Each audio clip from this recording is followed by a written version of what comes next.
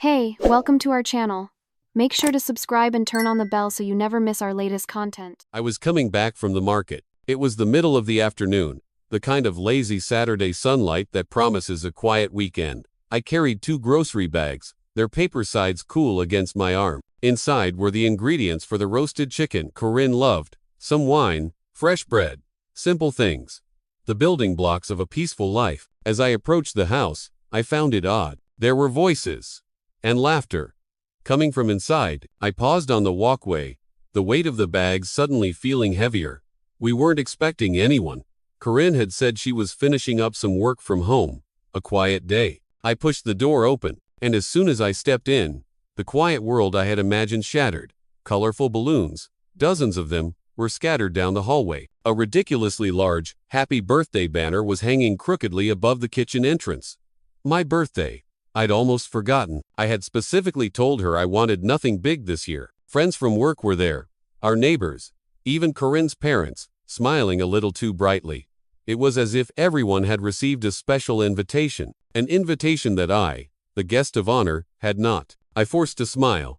I pretended to be surprised. I set the grocery bags down on the table, the sound of the glass wine bottle clinking against a jar of olives feeling unnervingly loud in the sudden lull of conversation. As all eyes turned to me, Corinne ran over to hug me, her perfume filling my senses.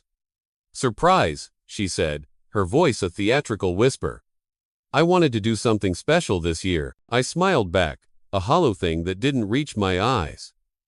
Inside, I felt a strange and uneasy discomfort, a feeling that was hard to explain. It was as if I were an unexpected guest in my own home. While I thanked everyone for their greetings, my eyes scanned the room.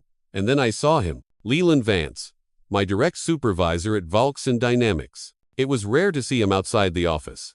It was even stranger to see him here, so at ease, as if he owned the place. He was pouring drinks for my in-laws, telling a joke that made my father-in-law roar with laughter. He even knew our cat's name, scratching Jasper right behind the ears like he'd done it 1,000 times. He laughed loudly with Corinne, and he kept touching her arm, repeatedly, a casual, possessive gesture. I watched discreetly, trying to convince myself I was overreacting, that maybe it was just professional closeness I'd misread. But the glances they exchanged, they were far too intimate to be a coincidence. During the birthday song, as everyone gathered around the cake, Corinne put her hand on Leland's waist while singing, and he looked at her with a smile I had never seen before, a smile reserved for her. When it came time to blow out the candles, I gave a short speech, thanking everyone. The words felt like ash in my mouth. They didn't even make sense to me. As I cut the cake, a cold realization washed over me. Most of the people here weren't even speaking to me. The conversations revolved around Corinne's work, her projects with Leland's department, their business trips. I was a footnote at my own party. The only person who asked how I was doing was my neighbor, Josh. He came over, clapped me on the shoulder, and whispered, "Hang in there, man," before walking off to join the others. Just hang in there. After the party finally ended, I offered to help clean up. But Corinne waved a dismissive hand. "Everything's under control, honey," she said. "You should go rest. It's your big day." I went upstairs. I stood by the bedroom window, listening to the commotion downstairs. To her and Leland laughing about something as he helped her clear the last of the glasses. Maybe it was about me. The Monday after the party was worse. The silence in the house that morning felt heavier than the laughter had been on Saturday. Corinne was humming, cheerful, as if she had orchestrated the perfect, loving tribute. He just felt empty. As I passed through the company cafeteria later that day, I overheard a conversation. 2 women from the administrative department, talking in low voices. One of them said, "The birthday party was pretty low-key, huh?" I would have been mortified if I were him. I stopped right then. I pretended to be looking for a glass of water, my back to them, and kept listening. My heart was a cold, hard knot in my chest. The other replied, "At least he probably knows by now."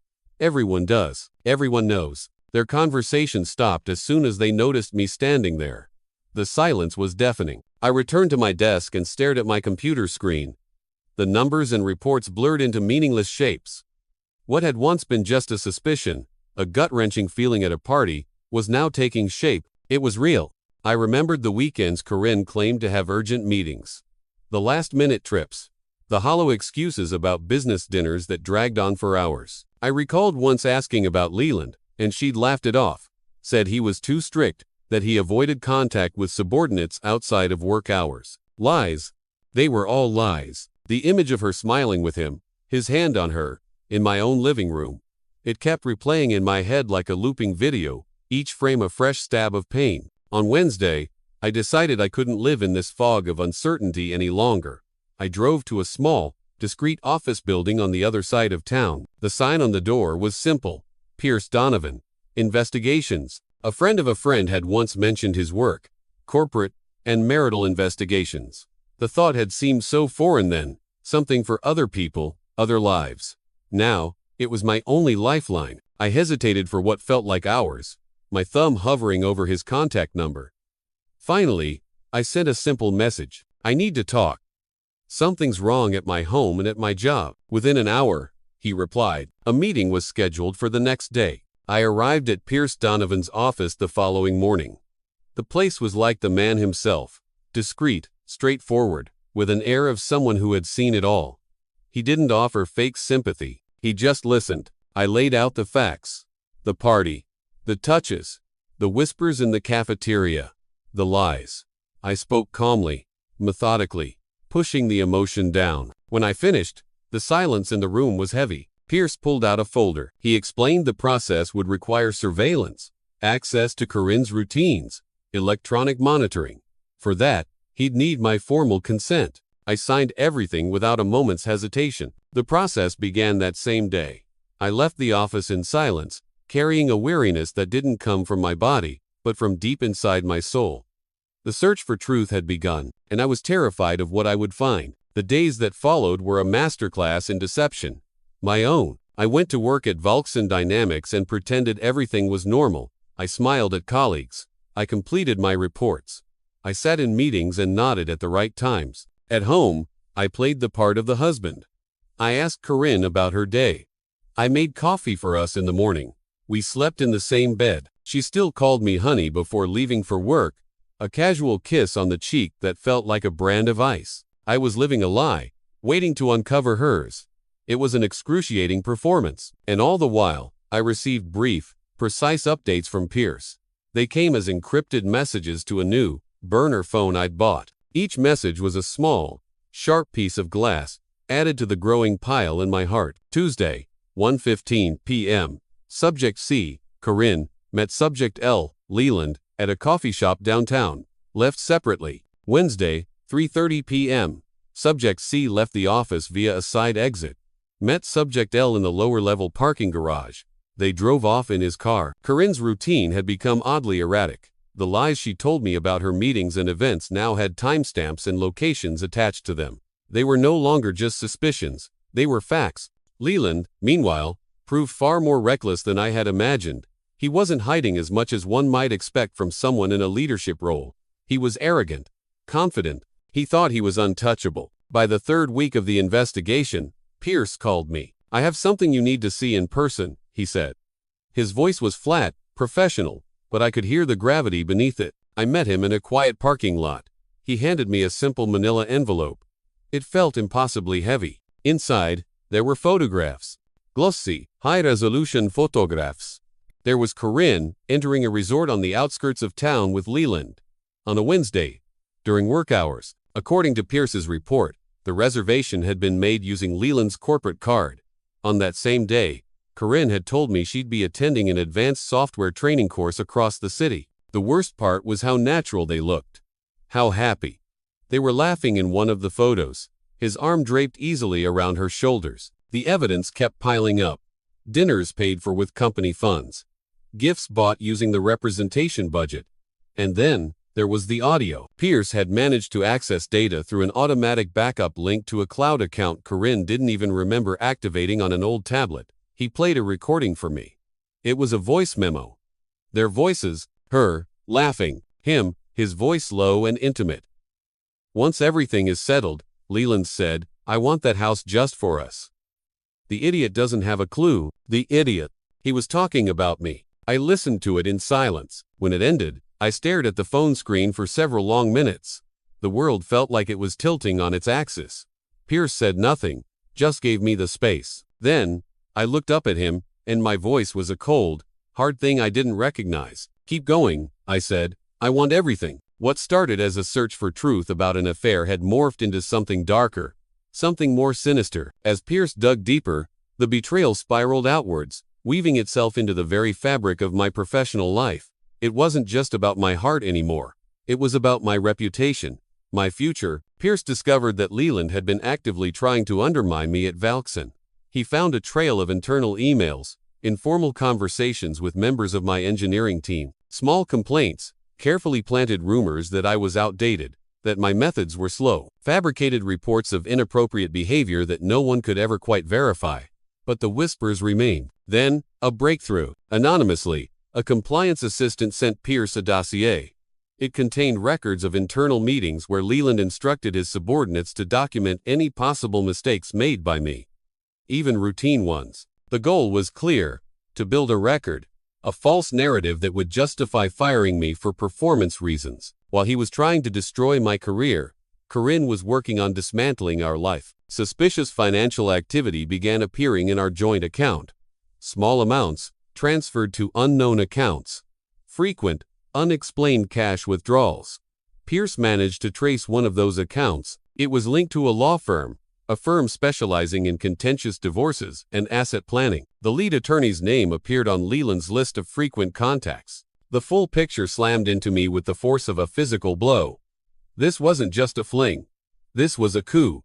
They wanted to get me out of the company, weaken me financially, tarnish my reputation, and ultimately, take everything I had built through years of hard work, the house, the car, the investments, all held jointly, but earned mostly through my sweat and my long hours. During this time, my interactions with Corinne were surreal. She kept the same smile, the same gestures, the same casual conversations about daily life. "How was your day, honey? Should we order Thai tonight?" But now, I saw the cracks in her performance. I noticed her disinterest when I spoke about my work, her lateness, her mechanical excuses. It was as if she were just waiting for the right moment to make her next move, while I, her unsuspecting husband, quietly gathered the pieces of the trap she herself had set. One detail that surprised me came not from Pierce, but from inside the walls of Valkson. Audrey Shaw, an administrative colleague known for her professionalism and more than 10 years at the company, approached me in the hallway. Without beating around the bush, she said, "Everett, be careful of people who smile too much in meetings. Some folks here climb by stepping on those who actually deserve the spot." I understood the message. Days later, Pierce confirmed it. Corinne had recently been promoted to a position just above Audrey, despite having less tenure and experience. Internal records made it clear the decision had been directly recommended by Leland. The so-called training trip she used to justify her absence, the trip to the resort with Leland, had been documented as the reason for her promotion. The report filled with fabricated praise. With each new discovery, I didn't react with explosive anger. That part of me was gone, burned away. It was replaced by a cold, hard clarity. I had spent too long trusting appearances. Now, I faced reality with a precise calm. Pierce, used to clients demanding loud, messy revenge, began to admire my resolve. Instead of emotional outbursts, I organized facts. I noted dates. I categorized audio files. This was no longer just a case of infidelity. It was a silent conspiracy, a calculated, ruthless scheme to bring a man down. And I no longer saw myself as a victim. I was preparing to act. The evidence collection lasted nearly 4 weeks. 4 weeks of living a double life. 4 weeks of smiling at the woman who slept beside me while knowing she was methodically planning my destruction. The cruelest part was the charade of normalcy. She kept living with me. We had coffee together. She would ask if I wanted to go out on Saturday night. The performance was as meticulous as it was infuriating. I never confronted her. I avoided looking directly into her eyes, afraid my hatred would spill over and ruin the plan. Late at night, after she was asleep, I would lock myself in my home office and organize the documents Pierce sent me. I sorted them by date, by topic, by legal relevance. The confusion was gone. What had once been a whirlwind of pain was now turning into a laser focus. The final piece of the puzzle came from Audrey Shaw. She discreetly handed me a screenshot of an internal HR form, a promotion recommendation. Her name had been on it, but it had been manually crossed out, and in its place, written in Leland's distinctive handwriting, was the name, Corinne Croft. It was proof, undeniable proof of professional favoritism, sustained by their hidden relationship, proof that while Corinne smiled at me across the dinner table, she knew exactly what she was doing. I then scheduled a meeting. Not with HR. Not with Leland. I scheduled a meeting with the board of directors of Valksen Dynamics. I arrived early on the day of the meeting. I wore my best suit. In my hand was a simple, black leather briefcase. Inside, a neatly organized folder and a USB drive containing videos, audio files, and cross-referenced reports. The boardroom was an intimidating space of polished dark wood and high-backed leather chairs. The board members filed in, their faces stern, impatient. They saw me as a mid-level engineer who was taking up their valuable time. I didn't waste it on a dramatic opening. I simply began. "Good morning," I said, my voice steady. "Thank you for your time. What I am about to present involves serious violations of the company's code of ethics by two senior employees, Leland Vance and Corinne Croft." In the silence that followed, I presented everything. Methodically, clinically, I played the footage from the company parking lot cameras. I displayed the financial statements showing misuse of the corporate card for personal expenses at resorts and restaurants. I let them read the transcripts of text messages and email. I played the audio recordings. When Leland's voice filled the silent room, the idiot doesn't have a clue. I saw a flicker of shock on the chairman's face. I presented the anonymous dossier from the compliance department. I showed them the internal emails where Leland instructed my team to find fault with my work. And for the finale, I displayed the screenshot from Audrey Shaw, the promotion form with her name crossed out. I avoided any dramatics. I laid out the facts, one after another, like a prosecutor building an irrefutable case. I was simply exposing what two influential employees had been hiding for months. When I was finished, I closed my laptop. The room was utterly still. I had done what needed to be done. The ball was now in their court. Chapter 6. The Verdict of Silence. The company's response was swift and brutal. Within 2 days, Leland Vance was suspended from his position, pending a full external audit. Corinne was called in for an emergency meeting with HR and the head of the legal department. That morning, she left the house looking immaculate. She wore heels, flawless makeup, and a perfume I now recognized from a distance as one of Leland's gifts. She told me it was just another routine meeting about quarterly projections. She even seemed annoyed by the inconvenience. She came home that night. Her eyes were swollen and red. She was carrying her heels in one hand. In the other, she held a stack of documents and her severed company badge. I was sitting on the couch in the living room, waiting. She walked in, dropped everything on the floor with a clatter, and went straight to the bedroom. She locked the door. She didn't say a word to me. That night, the silence between us was absolute. It was a tangible thing, a heavy blanket smothering the entire house. Corinne stayed secluded in the bedroom. I made myself some coffee, ate a slice of bread, and calmly washed the dishes. The sound of running water in the sink was the only living thing in the house. At dawn, she came downstairs. She was carrying a suitcase. Her eyes were red from a sleepless night of crying. She stopped in front of me. I was seated at the kitchen table, drinking my coffee. She tried to speak, her voice trembling. "You did this to me," she whispered, clutching the suitcase handle like a shield. "You handed everything over. Why? Why would you destroy me like this?" Between sobs, she tried to justify herself. She claimed it had all been a mistake, that Leland had pressured her, that she'd been afraid of losing her job, that she never wanted things to go this far. Her words tumbled out, a pathetic, tangled mess of defense and pleading. I didn't move. I just stared at her, my expression unreadable. With every desperate attempt she made to explain, I grew even quieter. When she approached the table, crying, saying she could fix everything, if only I'd give her another chance, I slowly raised my hand, and I pointed to the front door. No words, no arguments, no comfort to ease the weight she had placed entirely on her own shoulders. Corinne hesitated. Her eyes searched my face for a trace of the man she married, a flicker of compassion, but she found none. The man she knew was gone. She realized, in that moment, that my silence was her final sentence. She tried once more to say she loved me, but her voice broke mid-sentence. She took a deep breath, turned around, and walked to the door with her suitcase. Before leaving, she looked back one last time, as if begging for a reaction, for any sign that I was hurt, angry, anything. I remained still. My fingers were gripped tightly around my coffee cup. I watched her like someone watching the final act of a play that had lasted far too long. The sound of the door closing cut through the air like a period at the end of a long, painful sentence. There was no explosion, no dramatic scene. What happened in that quiet room was far more devastating. It was the quiet certainty that nothing she could ever say would erase what she had done. She left carrying her suitcase and a trail of guilt. I stayed with the silence. But for the first time in months, I also had my dignity back. Corinne's departure from the house didn't end everything. It was just the beginning of what came next. Armed with the mountain of evidence Pierce had gathered, and with my name cleared at Volkson Dynamics, I followed through with the plan to the end. I initiated formal divorce proceedings.